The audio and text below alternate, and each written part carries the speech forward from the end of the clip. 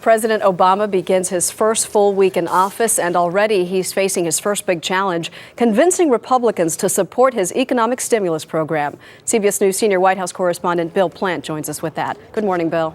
Good morning, Maggie. The president takes on auto fuel efficiency today, while Congress gets to work on his big economic stimulus package. Mr. Obama is hoping for support for the stimulus package from both sides of the aisle, but he's meeting some resistance. The president released details of what he calls the American Recovery and Investment Plan in his weekly radio and internet address.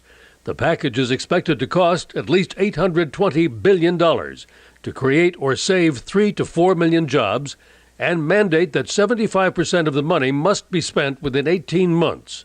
The spending will pay for tax cuts, infrastructure repair, renewable energy, and health care for the uninsured. Appearing on CBS's Face the Nation, Vice President Joe Biden said he expects the president's program will have strong bipartisan support.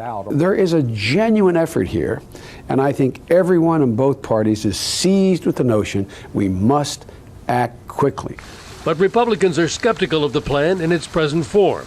They say much of the spending is wasteful and unnecessary, including $650 million for digital TV coupons, $200 million for the National Mall, including grass planting, and $200 million for contraceptive services. I just think there's a lot of slow-moving government spending in this program that won't work.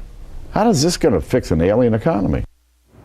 The president will keep on trying to convince Republicans, and in fact, tomorrow he's going up and appearing before the Senate Policy Luncheon. Very unusual. Meanwhile, today, Mr. Obama is set to reverse one of the Bush administration mandates and give the states a chance to have a bigger say in their auto fuel emission standards, something California badly wants. He's also going to propose new rules for fuel efficiency. Harry? Bill Plante at the White House this morning. Thanks, as always. As a new week begins on Wall Street, investors are bracing for earnings reports from corporate giants such as McDonald's, Exxon, and Sony. Joining us from the New York Stock Exchange, Liz Claman, host of Countdown to the Closing Bell on Fox Business Network. Liz, good morning. Good morning, Harry. I want to talk about the economic stimulus program, and to steal a phrase from the David Letterman show, will it float? I'm glad you used the word float, because the U.S. economy, Harry, looks absolutely like a gigantic barge or a cruise ship, although not much disco dancing going on there. There is so much concern about this, but you know how hard it is to turn around a big ship. You got to turn the steering wheel, and 13 miles down the way, you're saying, where's the turn? It takes so long, and time is of the essence. You just heard John Boehner and, of course, Vice President Joe Biden saying these things have to be immediate. They have to move quickly, and so that's how this has to slice and dice down. Here's my question, because the Republicans came out over the weekend and have really started to be more vocal in their complaints about this.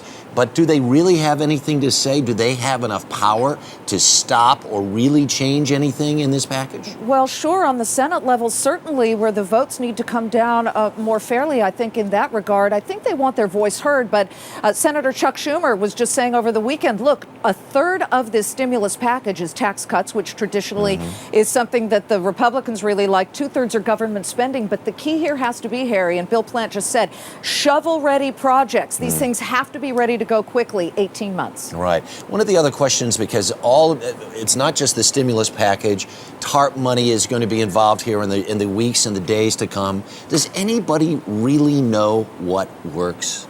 Well, I'll tell you something. The first chunk of TARP we're finding now isn't exactly working how people wanted. In fact, Washington really wanted these banks to start lending again. Turns out 10 of the 13 banks that have received TARP, the big ones, have not started lending. In fact, they're lending less. So we're really watching that closely. But it's very important to keep on them to figure out what's going on. But this may very well be a point and shoot and figure out what hits the target. Right now, though, we know that big infrastructure projects, and these are studies done by actually Republican economists like Mark Zandi of economy.com over at Moody's, saying, look, it's the infrastructure projects that actually end up putting more money into the system than perhaps a tax cut. Because, Harry, if you give somebody or a corporation a tax cut, there's no guarantee they'll then spend it. A lot of these people are in hibernation mode. Start pouring the concrete. Liz Claman, thank you so much. Do appreciate it.